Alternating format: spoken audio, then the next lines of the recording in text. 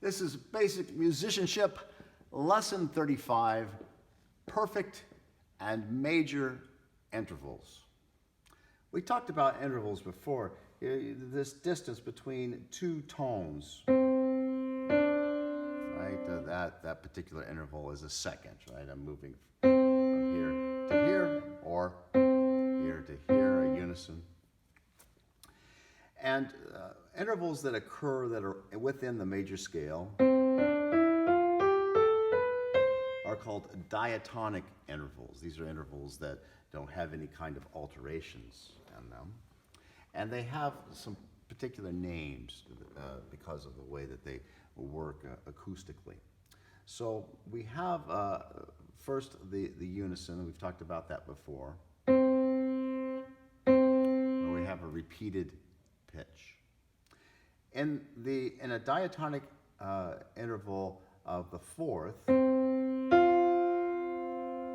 we call that a perfect fourth, right? That means that the fourth occurs naturally in the major scale, whatever the fundamental of the major scale is. So let's say for example, I'm starting on C here, and I have the fourth, but let's start on F and play a fourth.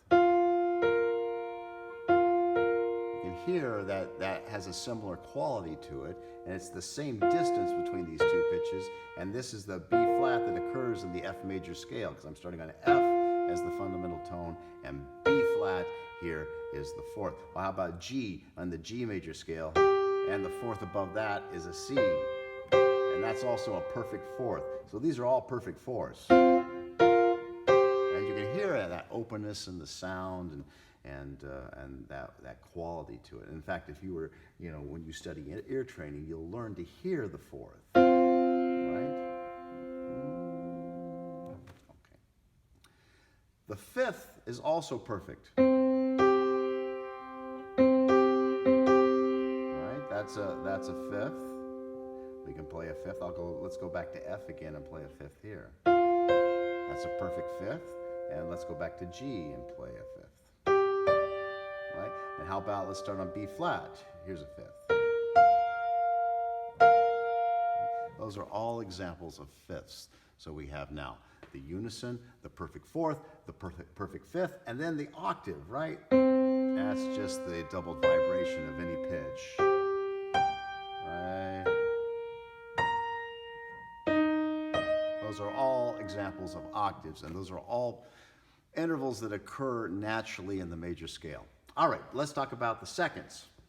Right, this is the first whole step away from the fundamental in the major scale. Right?